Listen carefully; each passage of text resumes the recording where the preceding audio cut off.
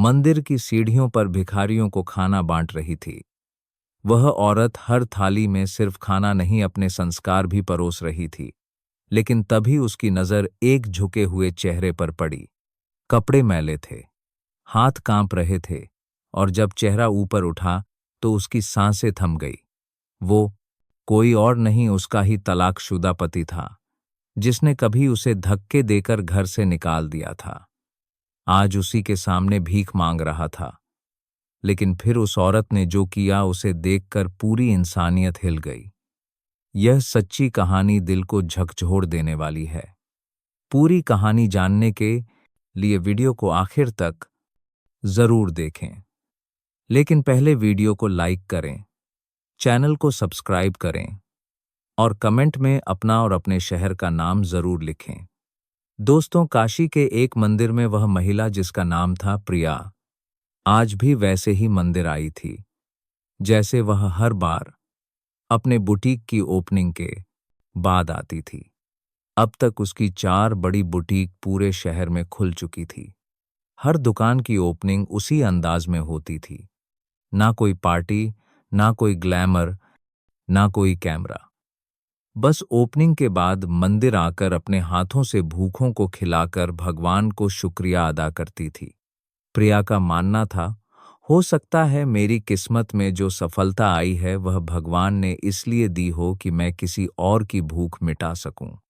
हर बार की तरह इस प्राइड बाइट सैब करती थी किस्मत में जो प्राइड सैज बार भी उसने मंदिर के बाहर बैठे एक भिखारी को खुद अपने हाथों से खाना परोसना शुरू किया। ना कोई गिन, ना कोई संकोच, बस सच्ची सेवा का भाव। एक एक थाली में वह दाल, चावल, सब्जी और मिठाई ऐसे सजा रही थी जैसे कोई माँ अपने बच्चों को खिलाती है। लेकिन तभी जब उसने अगली थाली एक मैले कुचैले कपड़ों में लिपटे हुए एक भिखारी को देने के लिए आगे बढ़ाई, तो वह भिखारी खाना लेने की बजाय उसकी आंखों में देखने लगा। एकदम ठहरा हुआ, फूली हुई आंखों वाला चेहरा, जिसके चेहरे पर पसीने और धूल की मोटी परत चढ़ी थी। उसकी निगाहें कांपती थी और होठ थरथरा रहे थे। प्रिया थोड़ी असहज हुई। लीजिए बाबा, खाना लीजिए, उसने नम्रता से कहा। लेकिन अगले ही पल वो भिखारी थाली छोड़कर उसके पैरों में गिर पड़ा और बिलख बिलख कर रोते हुए कहने लगा, माफ कर दो प्रिया, माफ कर दो, मैंने बहुत बुरा किया। प्रिया एकदम घबरा गई। उसके हाथ से थाली छूटकर जमीन पर गिर गई और वह पीछे हटती हुई बोली, आप कौन हैं? यह क्या कर रहे हैं? उठिए बाबा, मेरे पैरों में क्यों गिर रहे हैं? लेकिन वो भिखारी रोता ही गया। उसका शरीर कांप रहा था और वह थरथराती आवाज में सिर्फ एक नाम बार बार दोहराए जा रहा था, प्रिया, प्रिया, मैं राजेश हूं, तुम मुझे भूल गई। यह सुनते ही जैसे समय की रेत पीछे बहने लगी, जैसे किसी ने जोर से प्रिया के सीने में कोई पुराना जख्म दोबारा खरोच दिया हो। राजेश, उसके मुंह से मुश्किल से यह शब्द निकले। उसके सामने अब मंदिर नहीं था, ना ही वह भिखारी। उसकी आंखों में अब सिर्फ एक दृश्य तैर रहा था, जब उसी राजेश ने एक बार उसे अपने घर से धक्के मारकर निकाला था। वह जख्म जो प्रिया ने 7 साल पहले दबा दिए थे, आज एक झटके में फिर से जिंदा हो गए। उसकी सांसें तेज चलने लगी, उसकी हथेलियां ठंडी पड़ गई, उसके होठ सूखने लगे। वो पीछे मुड़ी, देखा कि बाकी भिखारी भी यह दृश्य देख रहे हैं। ड्राइवर भी असमंजस में खड़ा था। प्रिया ने खुद को संयमित किया। उसने धीरे से ड्राइवर से कहा, तुम खाना बांटो, मैं थोड़ी देर में आती हूं। और फिर उसने उसे थरथराते हुए भिखारी को उठाया, जिसके कपड़ों से बदबू आ रही थी, बाल उलझे हुए थे और चेहरा पहचान से दूर था। लेकिन आंखें, हाँ वही आंखें थी जिन्हें उसने कभी प्यार ढूंढा था और बाद में उसी में नफरत और घृणा देखी थी। चलो यहां नहीं बात करेंगे, प्रिया ने सख्त लहजे में कहा। वह दोनों मंदिर से थोड़ी दूर एक खाली बेंच पर जाकर बैठ गए। राजेश अब भी सिसक रहा था। उसका सर नीचे झुका हुआ था और उसकी आंखों से आंसू बह रहे थे, जैसे कोई वर्षों का बोझ उतर रहा हो। कुछ पल खामोशी में बीते। फिर प्रिया ने एक गहरी सांस लेकर पूछा, अब बोलो, यह हाल कैसे हुआ तुम्हारा? जिसके पास पुश्तैनी जमीन थी, दुकान थी, पैसा था, वह आज भी क्यों मांग रहा है? राजेश का शरीर कांप रहा था। उसने ऊपर देखा और फिर अपना पूरा सिर प्रिया के पैरों की ओर झुकाकर कहा, जिस दिन मैंने तुम्हें निकाला था ना, उसी दिन से मेरी बर्बादी शुरू हो गई थी। और यहीं से शुरू होती है उस इंसान की अधूरी कहानी जिसने कभी एक औरत का दिल तोड़ा था और अब खुद टूटकर उसी के सामने माफी मांग रहा था। राजेश अब बेंच पर चुपचाप बैठा था। एक ऐसा इंसान जो अंदर से पूरी तरह टूट चुका था, जिसकी आंखों में पछतावे की राख और दिल में अधूरी माफी की जलती चिंगारी थी। सामने बैठी प्रिया का चेहरा भावनाओं से खाली था। ना कोई घृणा, ना कोई दया, बस एक शून्य सा जो किसी जख्म के सूखने के बाद ही बनता है। बोलो राजेश।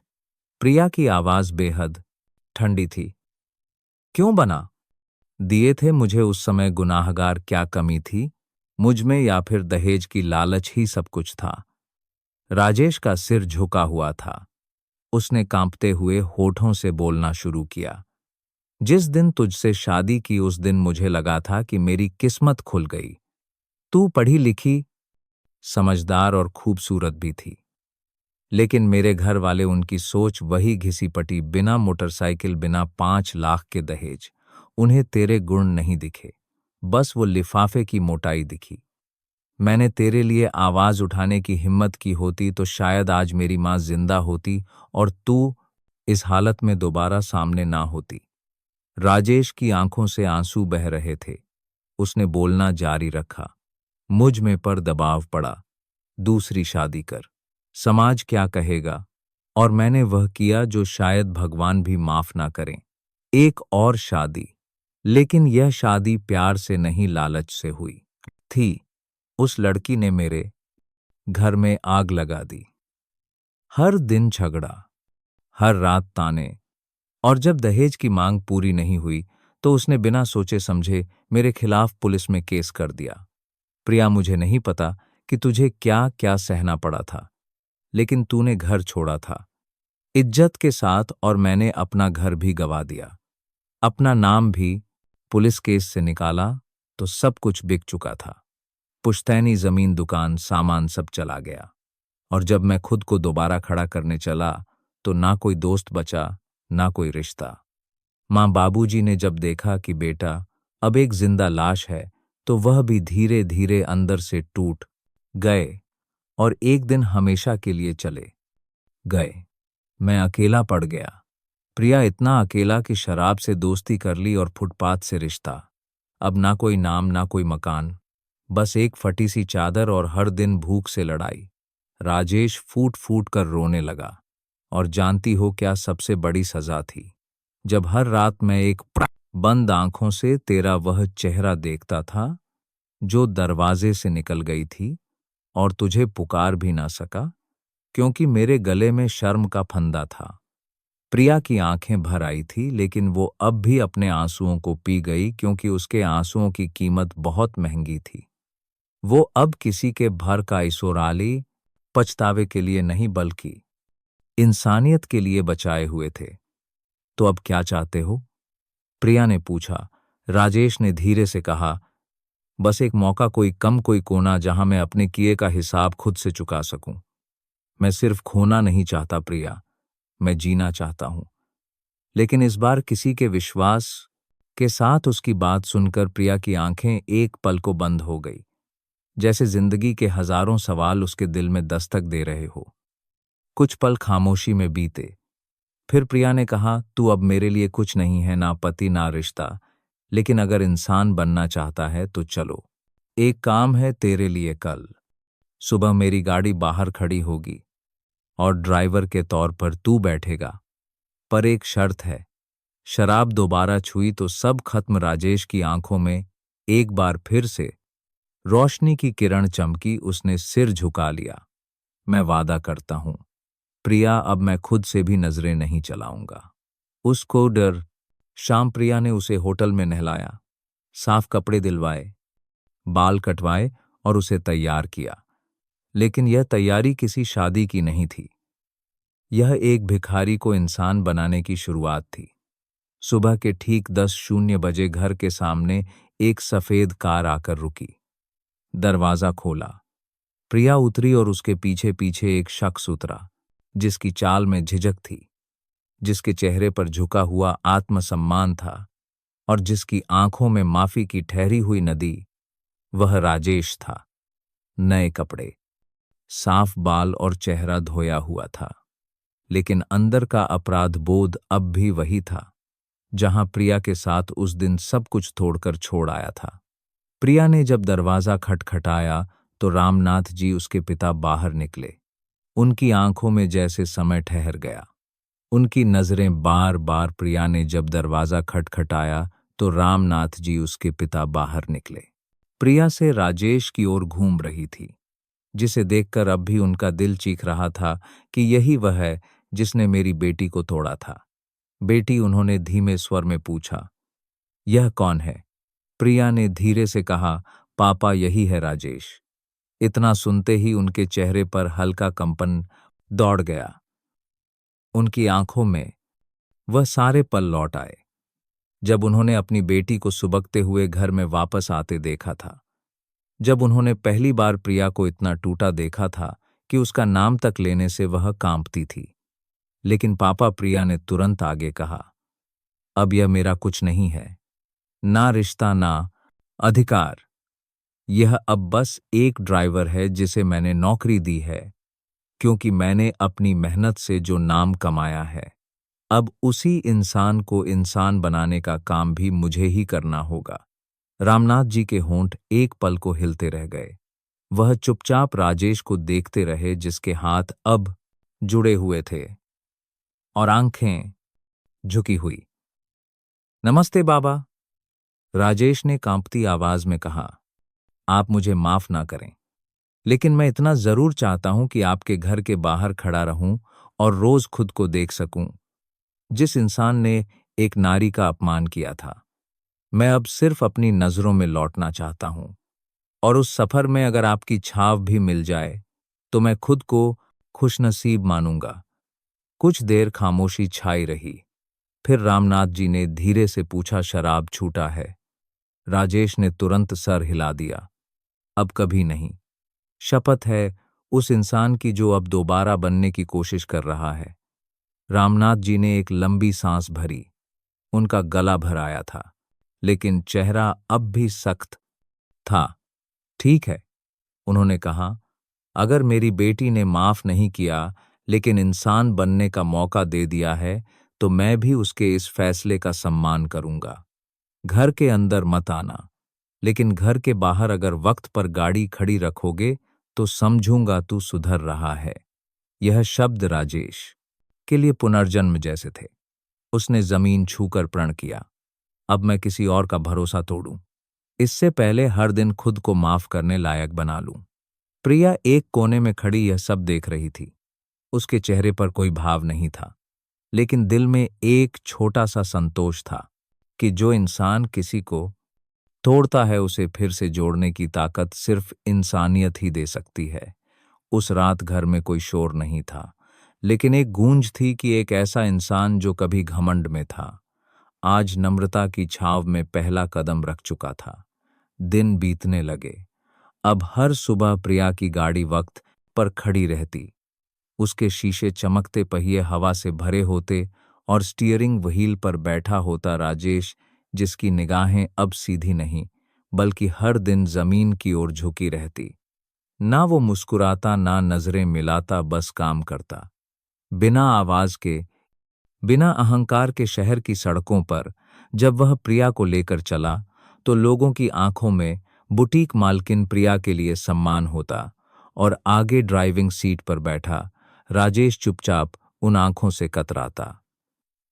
उसके लिए हर दिन, हर चक्कर एक आत्म मंथन था, एक सफर खुद से खुद तक। प्रिया अब भी उससे ज्यादा बात नहीं करती थी, बस जरूरी निर्देश, कहाँ चलना है, कितने बजे आना है, और वही खत्मा। लेकिन उसके अंदर एक बात धीरे धीरे उगने लगी थी कि शायद यह इंसान अब वो राजेश नहीं रहा जो कभी दहेज के लिए रिश्ते की इज्जत बेच चुका था। एक दिन बुटीक की एक पुरानी महिला ग्राहक प्रिया से मिलने आई, जो बहुत सालों से उसे जानती थी। जब वह बाहर निकल रही थी तो गाड़ी में राजेश को देखकर रुक गई।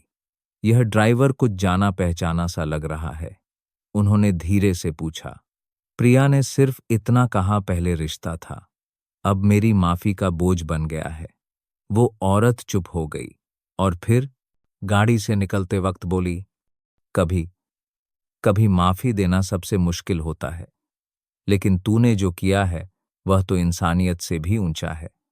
प्रिया चुप रही, लेकिन वह शब्द अंदर तक गूंज गए। रात को जब वह घर लौटी तो पिता रामनाथ जी बरामदे में बैठे थे। राजेश नीचे बैठा चाय पी रहा था। वह अब घर के अंदर तो नहीं, लेकिन परिवार की परिधि में आ चुका था। रामनाथ जी ने चाय का एक घूंघट लिया और पूछा, अब भी वह पुराना तो बचा है या सच में कुछ बदल रहा है? राजेश ने नजरें नीचे कर ली। बाबा, अब मैं वह इंसान नहीं जो किसी को दहेज में तोलता था। अब मैं खुद को हर सुबह तौलता हूं कि क्या आज मैं अपनी बेटी, अपनी बीवी या कम से कम खुद की नजरों में इंसान कहलाने लायक हूं या नहीं। रामनाथ जी ने गहरी सांस ली और कहा, बेटी ने तुझे माफ किया, यह उसकी इंसानियत थी, और अब तुझे खुद को माफ करने के लिए कम से कम 100 बार बदलना पड़ेगा। और मैं तब तक तुझसे कोई रिश्ता नहीं छोड़ूंगा जब तक तू साबित ना कर दे कि तू अब रिश्ता नहीं भरोसे के लायक बन गया है। राजेश ने सिर झुका लिया और धीमे से बोला, ठीक कहा बाबा, यही मेरा असली इम्तिहान है। इस रात प्रिया कमरे में अकेली बैठी रही। उसने अपनी अलमारी से वह लाल साड़ी निकाली जो उसने शादी के दिन पहनी थी। साड़ी को देखकर एक आंसू उसके गालों पर फिसल आया, पर वह रोई नहीं, बस साड़ी को वापस रख दिया और खुद से एक वादा किया, अब मैं किसी रिश्ते को सिर्फ समाज के डर से नहीं, बल्कि अपने आत्मसम्मान की स्वीकृति से ही स्वीकार करूंगी। उस रात उसने राजेश की माफी को स्वीकार तो किया, पर रिश्ते की वापसी की इजाजत नहीं दी। वो जानती थी एक टूटा रिश्ता जोड़ना आसान नहीं होता, लेकिन एक टूटा इंसान जोड़ना उससे कहीं ज्यादा मुश्किल है। अब तक 7 महीने बीत चुके थे। हर सुबह राजेश गाड़ी समय पर लेकर पहुंचता प्रिया को ससम्मान दरवाजा खोलकर बैठा था और पूरे दिन एक शब्द तक ना कहे, बस चुपचाप अपना काम करता। शाम को गाड़ी साफ करके छोड़ता, फिर नीचे बरामदे में एक कोने में बैठकर चाय पीता और रात के किसी कोने में सो जाता, बिना किसी शिकायत, बिना किसी सवाल के। इन 7 महीनों में उसने एक दिन भी छुट्टी नहीं ली, ना कोई बात बनाई, ना कोई नजरों में छल देखा, बस खुद को हर दिन सुधरने का एक अवसर दिया और प्रिया को हर पल खुद पर गर्व करने की एक वजह। लेकिन इन 7 महीनों में प्रिया का मन भी अब पहले जैसा नहीं रहा था। उसके मन में अब राजेश के लिए नफरत थी, ना प्रेम, बस एक संवेदना थी कि यह वही इंसान है जिसने एक गलती के कारण सब कुछ खो दिया और अब चुपचाप हर चीज लौटाने की कोशिश कर रहा है, बिना कुछ मांगे।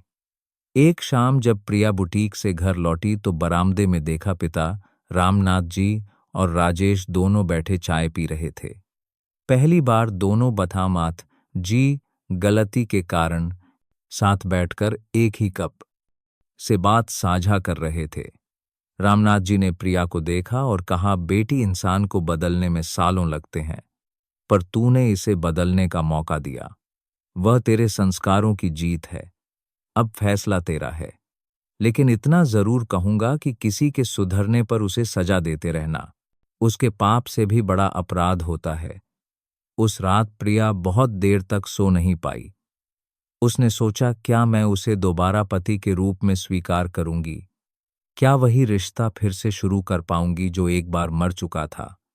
लेकिन फिर उसे एहसास हुआ कि राजेश अब वो नहीं है और वह खुद भी अब वही प्रिया नहीं रही।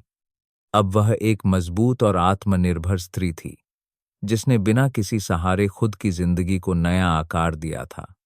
अगली सुबह प्रिया ने राजेश से कहा, कल शाम मंदिर चलना है, तैयार रहना। राजेश चुपचाप सिर हिला देता है।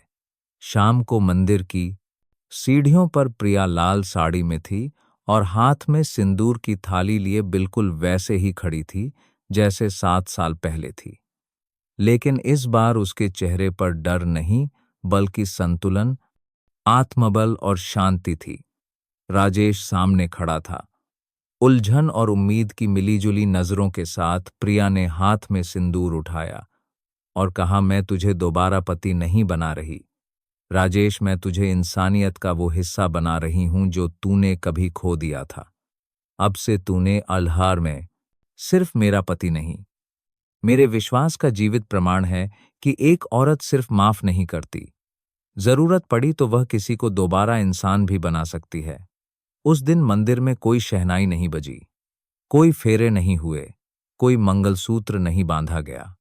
बस एक चुपचाप सिंदूर लगा और दो आंखों से आंसू गिरे, एक राजेश के पछतावे के और प्रिया के आत्मसम्मान के। अब वो दोनों शहर के एक छोटे से घर में साथ रहते हैं। ना कोई तमाशा, ना कोई दिखावा, बस एक रिश्ता जो अब भरोसे पर खड़ा है और अतीत से मजबूत है। दोस्तों, रिश्ते टूट सकते हैं, लेकिन इंसानियत अगर साथ हो तो टूटा हुआ इंसान भी फिर से खड़ा हो सकता है। हर इंसान को उसकी गलती की सजा मिलनी चाहिए, लेकिन अगर वह सच्चे दिल से पछताता है और बदलना चाहता है तो उसे एक मौका देना इंसानियत की सबसे बड़ी मिसाल होती है। अब सवाल आपसे, अगर आपके साथ ऐसा होता तो क्या आप भी प्रिया की तरह उस इंसान को माफ करके उसे एक नया जीवन देते? क्या पछतावा और बदलाव इतना बड़ा होता है कि हम पुराने रिश्ते को फिर से जी पाएं? कमेंट करके बताइए, क्योंकि आपका जवाब शायद किसी की जिंदगी बदल दे, किसी को सबक दे दे।